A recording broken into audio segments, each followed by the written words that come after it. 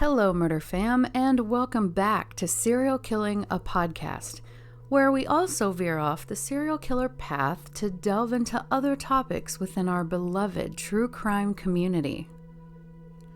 This podcast will be on John List. John List was born on September 17th, 1925 in Bay City, Michigan. So let's get into some history for that time. In the United States, the first motel was opened. It was located about halfway between San Francisco and Los Angeles, California. The term motel is a shortened version of motorist's hotel, and it described a hotel where the visitors could park right outside their door. It was a very early part of the car culture that would very soon take over the American way of life. The Great Gatsby was published this year, written by F. Scott Fitzgerald. The first Sears Roebuck department retail store was opened in Chicago. It had had a catalog for almost 40 years before the store opened. Also this year, the Grand Ole Opry began broadcasting. So this was the atmosphere that John was born into. His parents were John List and Alma Florence. So John Sr. was born in 1864 to parents who had immigrated to Michigan from Germany. He grew up very religious and was devoutly Lutheran. He had also been a Sunday school teacher, and when he was 22 years old, he married a girl named Anna, and together they had two children, Frederick and Marie. They were married for 37 years when, at the age of 58, Anna died. Then, a year later, their daughter Marie, who was then 29, married and had a daughter of her own, also died. I couldn't find out what she died from, only that she had died a year after her mother. Now, a year after his wife's death, John Sr. married Alma Florence. He was 59, she was 37. She had also been previously married, but it had not produced any children, and her husband had died. 1 year later, the couple had John. So keep in mind that John had never met his older sister who had died, and his older brother was long grown, married, and had begun to have children of his own. Our John would be the only child of Alma's and the last child to be born to John Sr., so he was raised an only child. It is said that John's parents were quite strict and again, devoutly religious. Reportedly, his mother was particularly protective and domineering. His father was a hard-working man who greatly valued the idea of self-sufficiency. He was taught his entire childhood that it was imperative that he be a, quote, good Christian. Any deviance from absolute obedience was met with corporal or physical punishment. And church was not something you just went to on Sundays. It was an integral part of their lives. His mother, when he was a younger child, would not let John play with other children because, quote, she didn't want him to get dirty, unquote. He was taught to be meticulous about his appearance, to be seen and not heard. But when he was specifically asked about his childhood later, he stated that he had a normal childhood, that he grew up without incident, other than his stringently religious upbringing. But he adopted and absorbed his parents' love of their faith and religion. And that's all I could find out about his childhood. Now, when you research children who were born to older parents, most of what you will find is that the children tend to be better behaved. These children often have easier childhoods because their parents are usually already established in their careers and are more financially stable. The parents also tend to have more patience, are less likely to notice or care about some very minor behavioral concerns that younger parents might report. But that might not apply to John, as his parents were very, very strict and swift with discipline. If you dive in a little deeper, you find that children born to older mothers have a markedly higher percentage of genetic mutations. According to Healthline.com, researchers have also linked the age of a child's father at birth to an increase in neurological and behavioral conditions, such as autism and ADHD or attention deficit hyperactivity disorder, and an even greater risk of developing bipolar disorder or even psychosis. I didn't see anything that pointed toward any of these conditions with regards to John, though. It's not to say that they might not have been there, I just didn't find any evidence of it. The overly religious upbringing isn't necessarily out of the norm either, because to this day, many parents insist their children go to church, mass, synagogue, etc. every single Sabbath day, whatever any religion calls it, without fail. They have to go. They say prayers before meals, and they intertwine their lives and their religion seamlessly. It can, however, go terribly wrong. I mean, let's look at Lori Vallow and Chad Daybell, right? So what really stands out about his childhood is that his mother was so controlling and overprotective that she didn't really allow him to play with other children for fear of him getting dirty. I'm sure this was part of it, and perhaps his mother had some issues with anxiety. I feel truly that she did. But I also feel that it could have been that she just didn't want any other children to, quote, corrupt her precious son. Now, does this sound familiar, guys? Because it should. This sounds a lot like Ed Gein's mother, who isolated her sons to keep them from being influenced or morally corrupted by anyone. Now, this lack of social interaction in childhood, according to the U.S. National Library of Medicine National Institutes of Health, greatly increases the risk for negative outcomes. These include socio-emotional difficulties like anxiety, low self-esteem, depressive symptoms. It can cause issues when it comes to peer rejection, victimization, or poor friendship quality, difficulties in school, and the child will physically isolate and likely be much more introverted. And guys, in our current climate, with COVID and schools not opening and everything, whatever side of the fence you stand on, we all need to be quite aware of the fact that our children are being socially isolated. So there's that. Now, with introversion, it's something that John definitely lived with. Everyone that knew him spoke about how quiet, unassuming, and introverted he was. A study out of Berkeley stated that overprotective parenting can lead to risk aversion, meaning won't take any risk, even if it's good. It also shows that they will develop a dependency on their parents. They have a higher risk of psychological disorders, a lack of strong coping mechanisms, and chronic anxiety.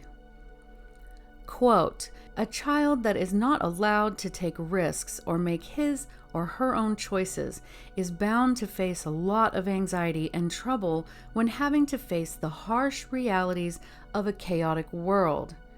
Interestingly, though, the effects of overprotectiveness share uncanny similarities to those of neglect, albeit to a lesser degree.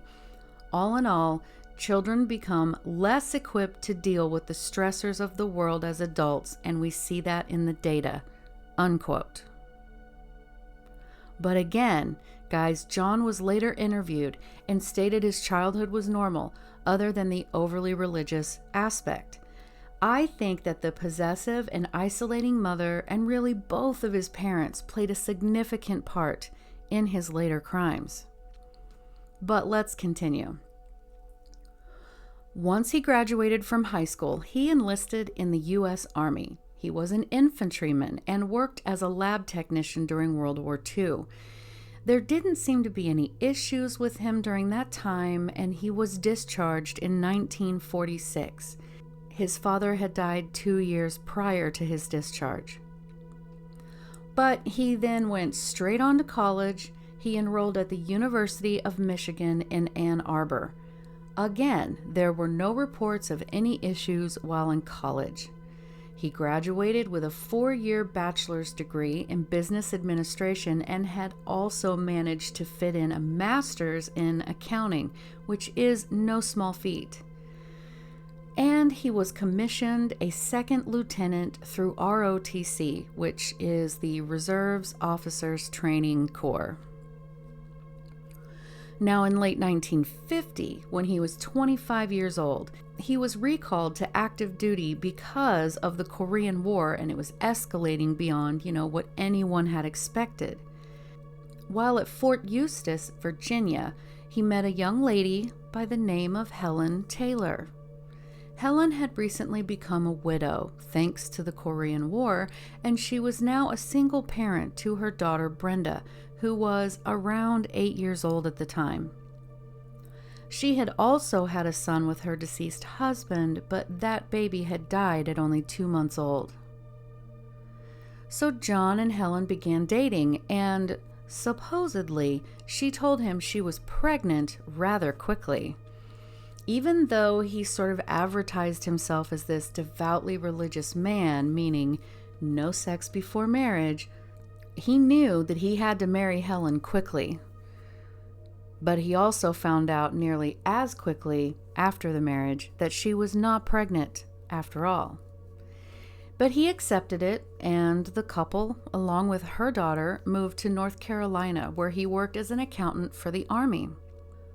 After completing his second tour in the Korean War in 1952, and thus finishing his military career, John moved his family yet again to Detroit, Michigan. While there, he worked for an accounting firm, and the couple began having children of their own. Patricia was born in 1955. Then they moved to Kalamazoo, Michigan, where John III was born in 1956. It was at this point that John took a job as an audit supervisor, and then their final child, Frederick, was born in 1958. Helen's daughter was at this point 16 years old. With a larger family came more expenses, and John was feeling the financial strain. His employer said he was quite detail-oriented and hardworking. Co-workers agreed, but also said he was, quote, just plain weird, unquote. They described him as off-putting and difficult at times. He was terribly quiet. He kept to himself. Again, very introverted, but kind, not rude. And John's marriage was a good one, but he found out that Helen was an alcoholic rather quickly, and her behavior was becoming more and more unpredictable. Sources also say that she had, and this is kind of scandalous, contracted tertiary syphilis from her cheating husband before he died. Now, tertiary syphilis is just a term used to describe the roughly 15 to 30% of people who contract syphilis and do not get treatment. And tertiary is just how they refer to the late stage of the disease. In this stage, syphilis can damage the eyes, heart, blood vessels, liver, bones and joints, and even the brain and nervous system. Now, I don't know if she suffered with both alcoholism and syphilis, both of them at the same time or what, but that was the information that I found. Now, in 1960, Brenda got married and moved out of the house, so she was grown, gone, doing her own thing. John took this opportunity to take his wife and his 3 children, and he moved to the East Coast while taking a job as the director of accounting at Xerox in New York. 5 years later, he got a job as the vice president of a bank in Jersey City, New Jersey. John was making really, really good money at this point. John purchased a 19-room Victorian mansion referred to as Breeze Knoll. This mansion was beautiful and even included a signed Tiffany stained glass skylight over a very fancy ballroom. Outwardly, it would appear that this was the high point in John's life. He even brought his now quite elderly mother to the house to live with them, and her quarters were on the 3rd floor. He also became a Sunday school teacher at the church that they had joined. And yet, not all was what it seemed. John lost his job as the vice president of the bank. And it wasn't due to his job performance or anything like that. It was his personality. People just did not like him. He came across as cold and had no real social skills. He was a very rigid person in his routines and his rituals, and he was unwavering about his processes, and people could not tolerate working with him. And this wasn't the first time. It would appear that he had lost several jobs due to these issues, actually. Coupled with that, his wife's symptoms were getting worse, and she was self-medicating with more alcohol and then introduced prescription tranquilizers because now she was experiencing blackouts. This forced her to stop going to church, which, guys, was a very bad deal. John looked at this as a, quote, moral decline, unquote. He was also carefully watching his children who were becoming teenagers in the late 1960s. You know, that favorite time during the free love and the hippie movements, right? Patricia even told her father that she wanted to become an actress, which was completely unacceptable to him. Some sources even hinted that she had tried smoking pot a couple of times. Ooh. His boys were growing into young men with young man thoughts and desires. He felt his whole family was becoming morally corrupt. He was able to find another job, but it didn't pay near as well, and he knew he was not going to be able to pay all of his bills. He quickly lost that job as well. He began taking money out of his mother's bank account to supplement his own to try to at least keep up with the mortgage on his mansion.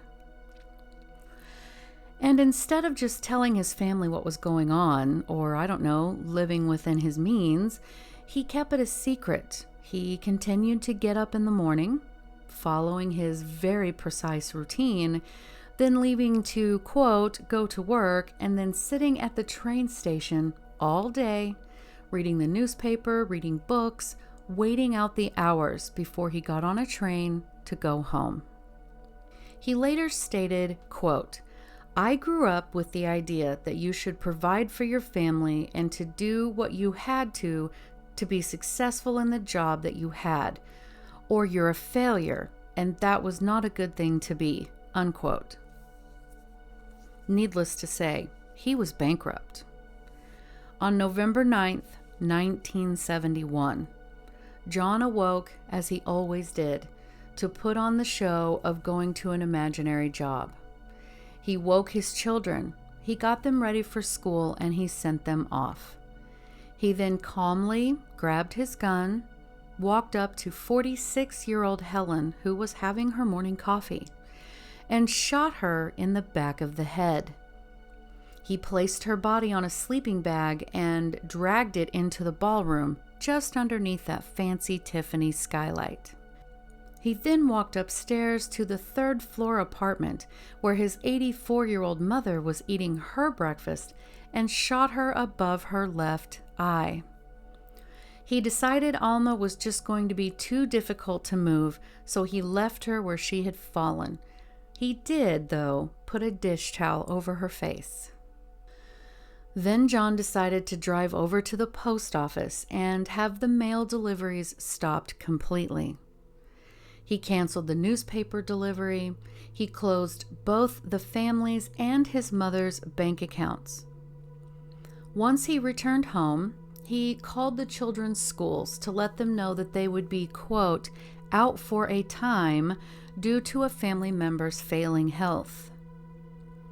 He went into the kitchen. He cleaned up his wife's blood and began making himself some lunch. When he was done eating, he washed the dishes and calmly waited for his children to get home from school. 16-year-old Patricia was the first to get home. She was shot in the back of the head, placed on a sleeping bag, and dragged into the ballroom near her mother.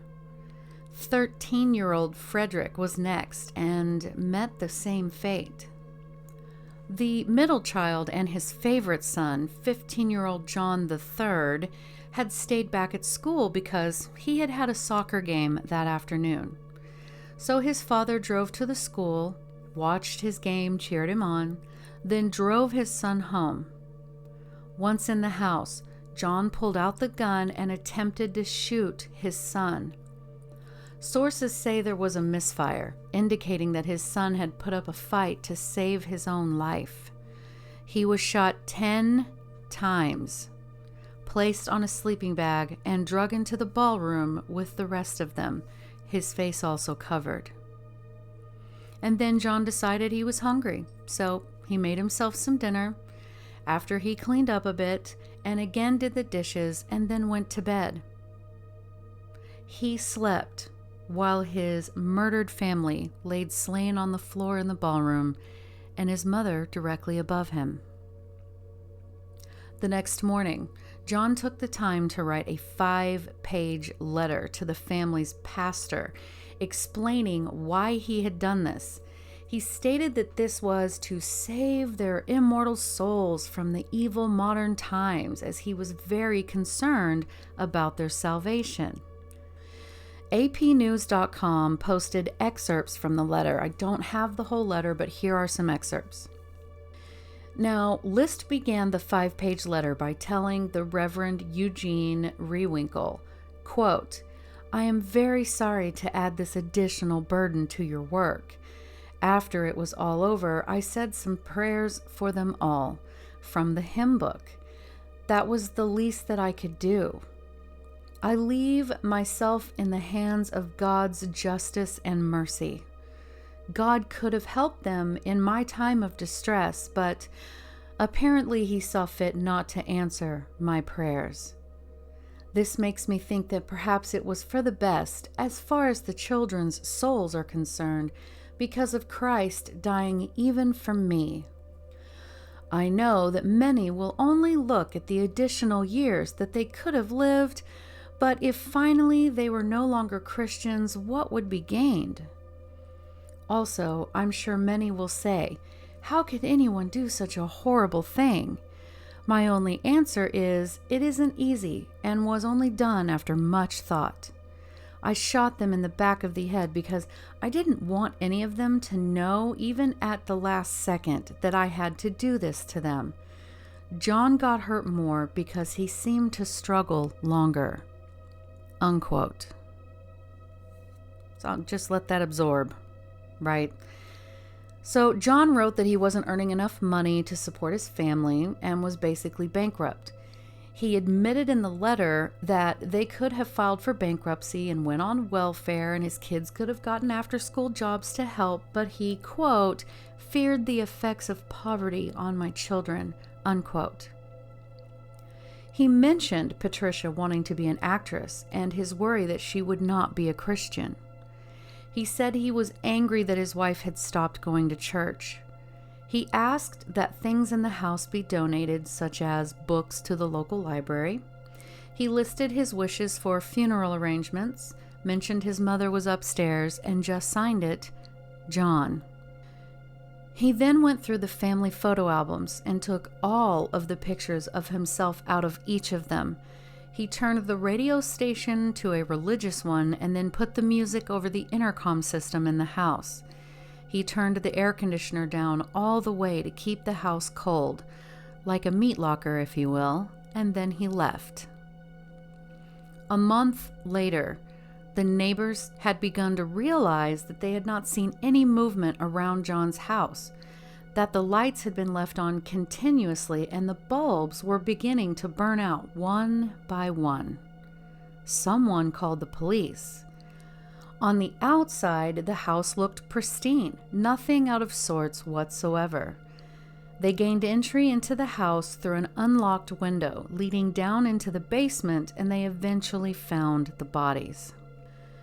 After the letter was found, they launched a manhunt looking for John. Leads were called in from all over, and yet they could not find him.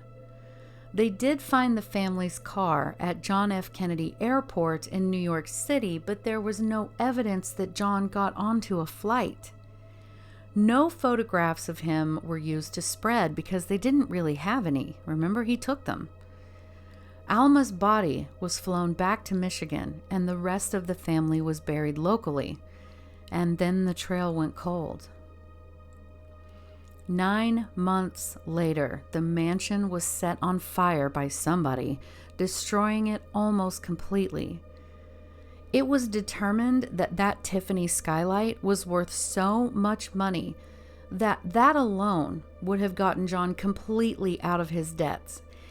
It was worth $610,000 in today's money.